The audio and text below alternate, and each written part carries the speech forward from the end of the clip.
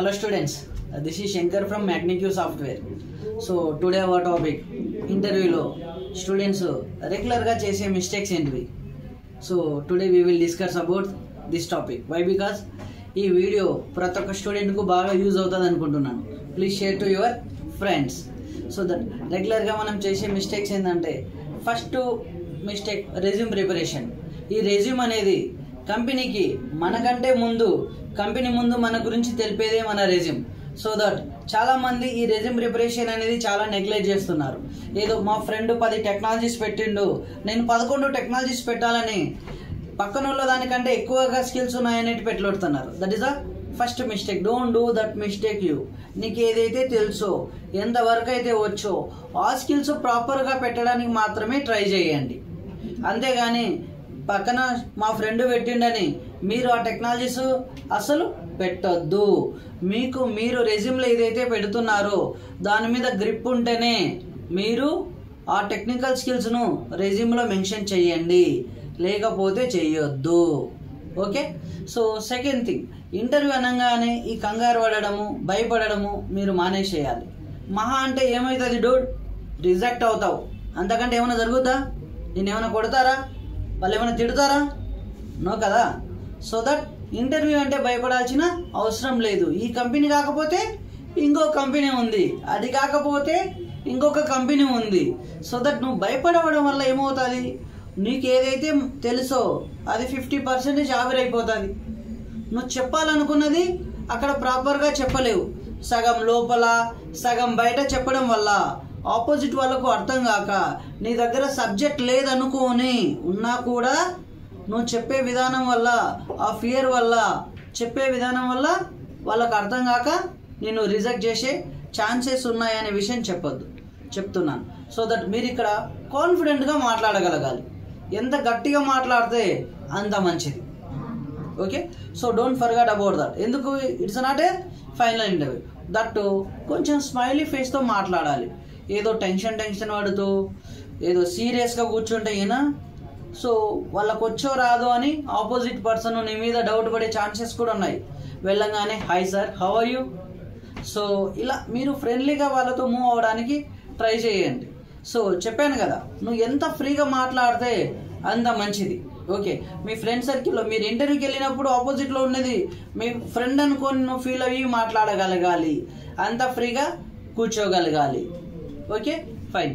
Third one, so interview 10 o'clock అంటే ఒక 5 minutes 10 minutes before వెళ్ళడానికి ట్రై చేయాలి.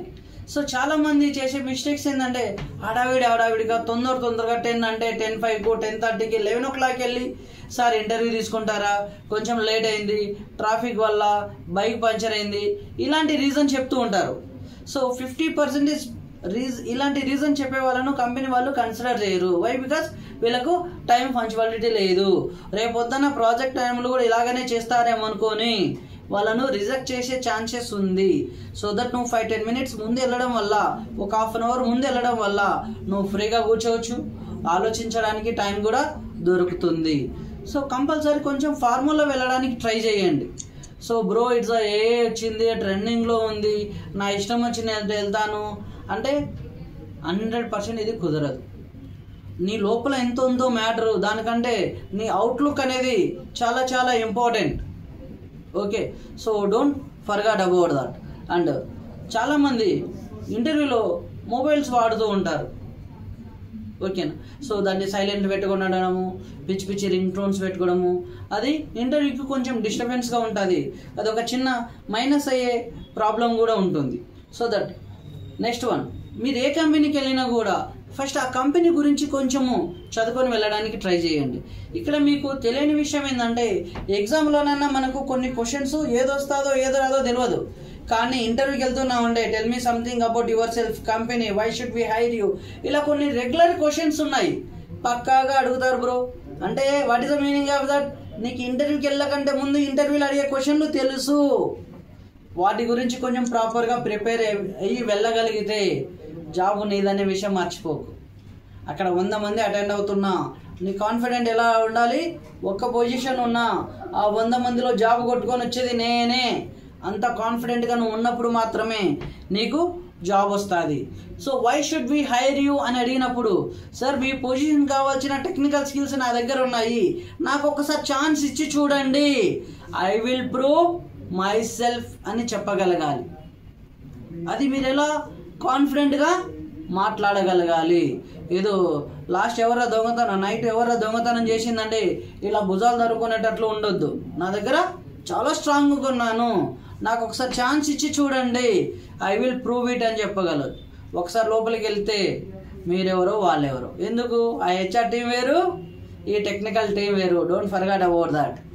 ఓకే, సో దట్ మీకు ఏదైనా ఎక్స్పీరియన్స్ ఉన్నా, మీ పక్కన వాళ్ళ గురించి కావచ్చు, ఏదైనా మీ ఫాస్ట్ గురించి, don't discuss about any negatives. అది మళ్ళీ మీకు నెగిటివ్ అయ్యే ఛాన్సెస్ ఉంటుంది. ఎందుకు?